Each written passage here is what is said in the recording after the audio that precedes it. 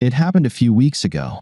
It was a Thursday morning, and I had already gotten up, trying to get our two kids ready for school, when the phone rang. Since it was only 7:30, I was surprised at who could be calling. The caller ID showed that it was a number from outside the area, which made me wonder even more. "Hello," I said into the phone. "John, it's me." It was Claire, my wife. I wondered what she needed since we had just talked the night before. My wife works as a representative for a small marketing and printing firm in our medium-sized city and travels a lot. I more or less take care of our kids since I work from home, only occasionally going into our office in the city. Anyway, it works for us, and we both earn good money. We have a nice 4-bedroom house in the suburbs with a pool and a good company of friends. What happened, Claire? I have a problem, honey. Last night, my wallet was stolen when I went down to the hotel lobby for a newspaper. You need to cancel our credit cards and get new ones issued as soon as possible.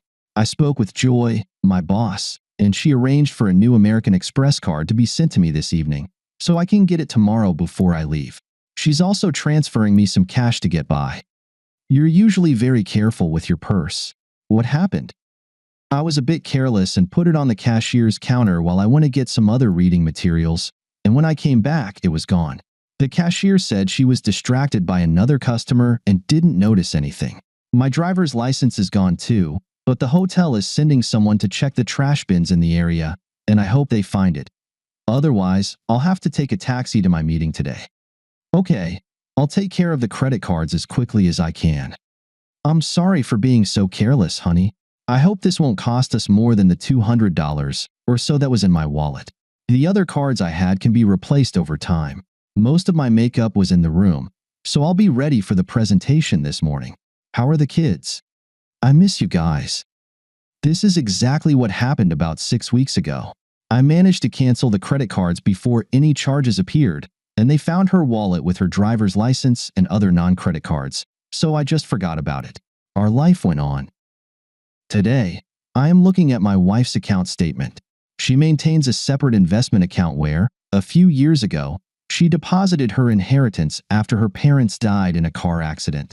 I try to respect her privacy regarding this account, but I was looking for our home insurance policy and came across a folder with her monthly account statements.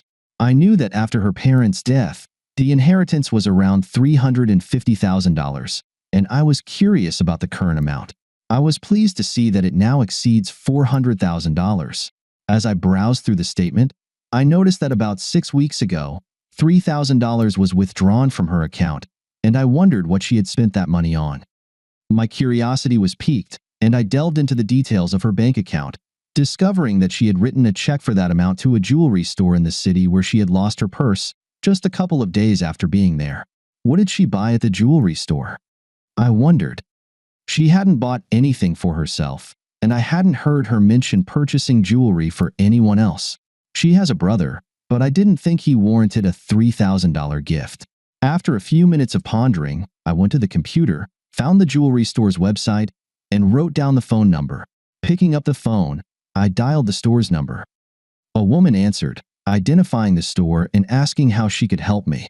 I introduced myself and mentioned the transaction I was interested in, then explained that we had some issues with the purchase and wanted to know if it was covered by the store's warranty. She spent a minute searching for the information on her computer and then asked me, "Do you apparently have an issue with the rings?" Rings? I asked myself, what rings did she buy? I was relieved when the woman on the phone spoke again. "Oh, I remember that purchase. The lady was very upset when she came in and told us that her wedding and engagement rings had been stolen, and she wanted to replace them. It took us quite a while to find 2 rings that suited her. She used a company credit card as a deposit and sent us a check a few days later. You're saying there are problems with them? We provide a 90-day warranty on them. Is the diamond loose in the setting? She replaced the wedding and engagement rings?" I was baffled. She never mentioned losing them, only that her purse was stolen. I needed to think about this more. "Listen," I said to the woman. "I need to talk to my wife about this and call you back. I'll call you later." "Okay, goodbye." She seemed puzzled, but not as puzzled as I was. Obviously, the rings must have been in her purse when it was stolen. Why would they be in her purse unless she didn't want others to know she was married? There were no restrictions on marriage at her work, as far as I knew. However, if she wanted to appear single in a social situation, I reasoned, it could mean she wanted to play the field when away from home. The thought made my stomach churn. We had been married for 11 years, had 2 children, Jeremy, 7, and Melissa, 6, and I thought we had a perfect marriage and family. Our personal life was fine, or so I thought. Why would she seek sex outside our marriage? She usually traveled once a month and stayed for 2 or 3 nights in some remote city, so if she wanted to play, she would feel safe doing it then. Losing the rings must have really scared her, and she decided to replace them with ones as similar to the originals as possible. I bought them when I wasn't earning much, and they weren't fashionable, so getting a good replica wouldn't be very expensive. She could have filed a claim with our insurance company, but I would likely have found out about it. If her purse was indeed stolen at the hotel, she must have reported it. I was curious about what she told them about the loss. I found the hotel's number and called them. I asked if they had a record of my wife's purse being stolen. When they said they had a written report of the incident, I asked if they could fax me a copy. Within a few minutes, I had the copy. The report was written and signed by Claire. In it, she described how her purse was stolen while she was dancing in the lobby. She left her purse in the booth where she was sitting, and when she returned to her seat, it was gone. The hotel noted that Claire did not want to involve the police. My thoughts were scattered by the implications of what I had discovered. She lied to me, concealing the theft of the rings, and lied about them being stolen in a gift shop. There might have been another explanation, but I couldn't imagine any other scenario except for the awful thoughts swirling in my head. I knew I had to find out what the loss of those rings meant, or it would drive me crazy. It was becoming clear that the rings were in her purse while she was dancing with some unknown man.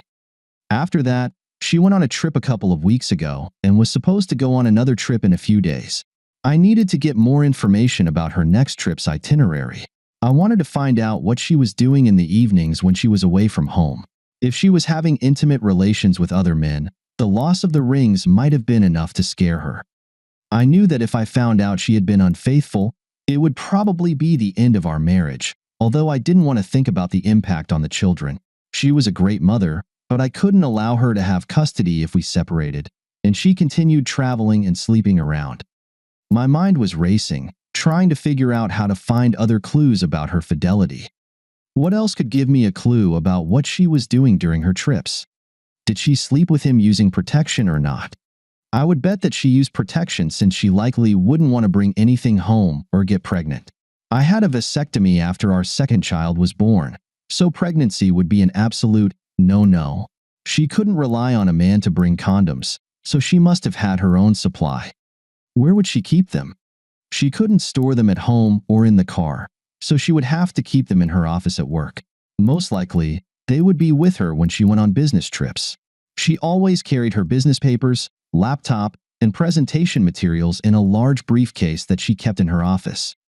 However, if she was taking an early morning flight, she would bring the briefcase home the night before and then take it along with her suitcase to the airport. This was the key. I had to find an opportunity to search her briefcase before her departure. I hoped that her next trip would involve an early morning flight. I decided that I had to stay calm to avoid alerting her that something was wrong. I didn't need to worry because, when the kids came home from school, I was too busy to dwell on it, but the possibility that she was cheating on me remained at the back of my mind. When Claire came back from work, I had a small accident while preparing dinner. The dish with beans slipped out of my hands and fell on the floor. I calmly started cleaning up, and with the kids running around, I looked a bit flustered, so I think she didn't notice anything strange about my behavior. Once everything settled down and the mess was cleaned up, I greeted her with a kiss on the cheek as I usually did, and we sat down to eat. During dinner, we usually chatted about our day, so I didn't think it unusual to ask about her upcoming trip. "Are you leaving again in a couple of days?" "Oh yes, it's pretty much the same routine. I'm not looking forward to it." "If you don't like it, why don't you apply for another position? You've been with the company long enough and know it well. You could fit in almost anywhere." "I've thought about it, but I want to work a bit longer before settling at a desk." I decided to prick her conscience a bit. "The kids and I miss you a lot when you're gone." I know, and I'm sorry about that. I miss you too. So, where are you going this time? And are you leaving in the morning so we can meet before you go? I looked at her, mindful that the kids were listening. I felt like I was putting on a good show, pretending that everything was fine, even though it was hard to eat with my stomach in knots. She obviously thought everything was normal because she responded in kind. I wondered if her stomach was troubled, but she seemed to be eating without any issues. Maybe I was wrong about her, but if I could check her briefcase, I would have a more accurate opinion of her fidelity. I'm just going to Denton, so I'm leaving in the morning with a flight at 7:30. I need something to keep me going until I return on Friday. She winked at me. That's good. I winked back, trying to act normal, and she blushed. This meant she would bring the briefcase home the evening before her departure and wouldn't be going to work before heading to the airport. Her casual attitude about her trip in front of our kids and me seemed to indicate she wasn't playing around when she was away, or she was very accustomed to deceiving. I hoped the briefcase would tell the whole story. The evening before her departure, Claire came home in a good mood and, as usual, parked her car next to mine in the garage. She seemed excited about something, and I wondered if she was anticipating sex with me or someone else. She didn't bring the briefcase inside, so I assumed it was in her car. I was working on dinner, and when we sat down to eat, she asked me if I could get her bag from the garage when we finished eating. Of course. Do you have everything you need? Oh yes, it's a regular trip. I have the briefcase in the car ready to go, and I'll just pack my bag with the usual things I need for a couple of nights. Do you have any plans for the time while I'm away? No, the kids and I will just go about our usual routine during the week. Maybe we could do something together as a family over the weekend. Sounds good. I'll look forward to it. After dinner, she helped me clear the table and clean the kitchen, then loaded the dishwasher. Once it was running, she went to the bedroom to pack, and I headed to the garage to get her bag. In the garage, I peeked into her car but didn't see the briefcase and figured it was locked in the trunk. I had anticipated this and thought of a way to get to it later in the evening. Returning to the bedroom with her bag, I asked, "Where are your car keys?" "Your tire is a bit low and probably has a slow leak. If I take it to the gas station, I can't have Jerry fix it right now." She looked puzzled for a moment, then reached for her purse. Handing me the keys, she asked, "Can't you just put on the spare?" "That's only for emergencies. We have time to fix it, so I think that's the best approach," I said to her, heading back to the garage before she had a chance to think it over. Quickly driving her car out of the garage, I headed to the corner gas station owned by my high school buddy Jerry. Pulling into one of his bays, I honked, and he saw me, opened the door, and let me in, closing it behind me. "How's it going?" "I was supposed to be here to fix a tire, but I needed some time to check on something else." "Problems at home, buddy?" "Maybe," I said, opening the trunk and taking out Claire's briefcase. Placing it on the workbench, I used the key on her keyring to open it. "Well, I've got a customer, so have fun," Jerry said, heading back to the small shop he ran alongside his station. I very carefully started searching the briefcase, not wanting to disturb anything unnecessarily. After checking several pockets in the flap, my fingers found a packet, which I pulled out. My heart sank when I saw an open package of condoms. About 3 were missing. My worst suspicions were confirmed. I put the package back, closed, and locked the briefcase. Putting the briefcase back in the trunk, I closed it just as Jerry returned. "Did you find what you were looking for?" "I'm afraid so. Could you let me stay here for a bit? Maybe check the air in her tires so I can tell her I fixed the problem." "Sure, I can do that." He just gave me a sympathetic look but said nothing. He was a true friend. After he checked the tires, I pulled out of the bay, drove up to the gas pumps, and filled the tank. Who knew when I'd get the chance to do that again? I thanked Jerry for his hospitality and headed home. My thoughts were very dark, and I was on the verge of hyperventilating as I drove back into our garage. I felt a mixture of rage and disappointment that she had done this to me, the kids, and our marriage. Then my thoughts began to plan my next step. I needed to get definitive proof of her adulterous, immoral behavior to ensure I would get custody of our children. She was a good mother, and the kids needed her, and I would allow visitation, but my goal was full legal custody. She would have to explain to her brother and friends why we divorced. Entering the house, I called out to the bedroom, all set. It was just a small nail. Okay, thanks. I couldn't look her in the eye just yet, so I went to the kitchen, grabbed a beer, and then headed to the family room where the kids were watching TV. About half an hour later, Claire came into the room and sat next to me on the couch. By then, I had calmed down, though I felt very sad knowing that this once happy family would soon be a thing of the past. Claire scooted closer and snuggled up to me. "Are you ready for tonight, Stallion?" she whispered in my ear. I took a sip of beer before answering. "I think so, but my stomach is still acting up." "Oh, that's too bad, honey," she said, cuddling closer. I automatically put my arm around her shoulders and somehow felt a tenderness toward her. I wondered why she had done this.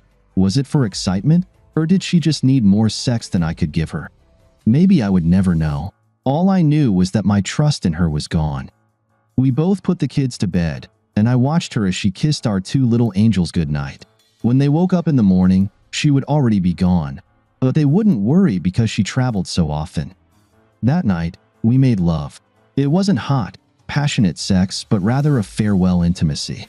She felt my sadness. "Is your stomach still bothering you, honey?" "Yes, but I'll survive. Do you really need to go on this trip?" I asked, hoping she would prioritize our love and our marriage. Maybe I was hoping that this was all a nightmare and everything would pass if she stayed home with us. "Sorry, honey. It's necessary, and I'll try to get back home as soon as possible. I'm really looking forward to this weekend with you and the kids." "All right, sweetheart," I sighed. "You better get some sleep. You need to get up early to catch your flight." "I'll take a quick shower first, so I don't have to do it in the morning." "Okay." While she was in the shower, I went over and peeked into her bag to see what she had packed. Most of the clothes on top were business attire, but underneath, I found a stash of the sexiest lingerie and a little black cocktail dress that I found incredibly sexy. It looked like she was planning to be a busy girl while she was away. Carefully rearranging the bag as I had found it, I closed the lid and lay down in bed. That night, I didn't sleep very well, and when I heard Claire get up around 5 in the morning, I didn't get out of bed to say goodbye as usual. I knew I felt tired and sad at the same time, and I knew that anger would start building up later. "Still not feeling well, honey?" she asked, kissing me goodbye on the cheek as I lay there. After I heard the garage door close and she drove away, I got up and went to shower. I had a busy day ahead. After getting the kids ready for school and having breakfast, I took out the phone book and browsed the yellow pages for a private investigator, especially one with branches across the country.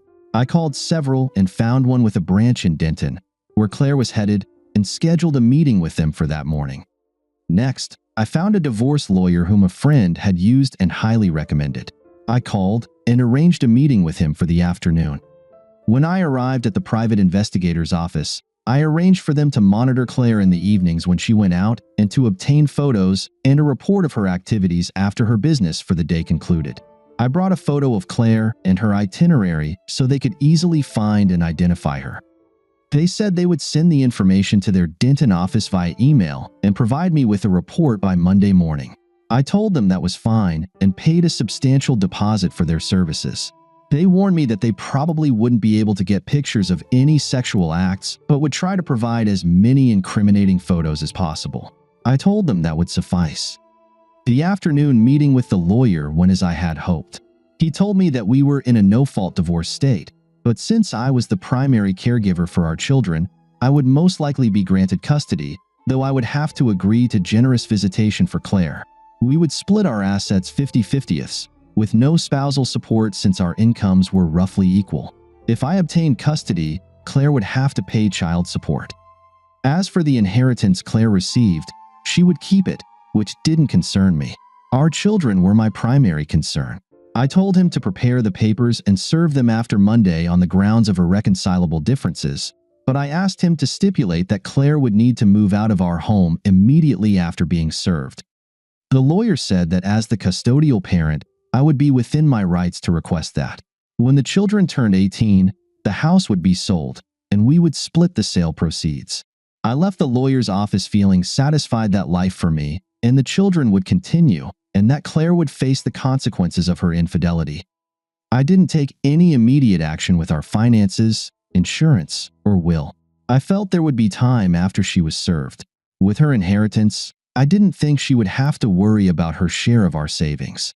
It was almost time for the kids to get out of school, so I headed home to be there when the bus arrived. When she returned on Friday afternoon, I offered to do the laundry, but she thanked me and said she would handle it later. I just smirked to myself, thinking what a rascal I was for teasing her like that. I knew why she wanted to do her own laundry. The smell of sex on it could have given her away, and she needed to hide her extramarital activities at all costs. That night we had sex again, although my heart wasn't in it. When we finished, she seemed to sense some reluctance on my part. "Is your stomach still bothering you, honey? Maybe you should see a doctor. This has been going on for too long." I thought I was a bit polite when I replied, "I'm going to try a new medicine that a friend told me about, and it should take care of my stomach problems." "Well, I hope so. I want you to get back to work as soon as possible," she said, snuggling up to me to fall asleep. God, how I will miss her. On Monday, after the kids left for school and Claire went to work, I got a call from the private investigator's office saying they had a report ready for me. I said I would come right over, and half an hour later, I was sitting with the office manager. He told me that the report had been faxed that morning from Denton, along with several photographs. He said he hadn't had time to read it fully, but from what he gathered by skimming through it and looking at the photos, it seemed terrible. I took a copy of the report from him and began reading. Subject: Claire Barton. I began surveillance of the subject at 5:17 p.m. on Wednesday, June 16th, in the hotel lobby. Identification was confirmed using the photograph provided by the Merrickville office and the company name badge on the subject. The subject was carrying a briefcase and entered the elevator. My assistant rode up with her in the elevator and confirmed that she entered her room, 414, at 5:23 p.m. The subject was alone. A photograph of the subject entering her room, dressed in business attire, is presented as Exhibit 1A.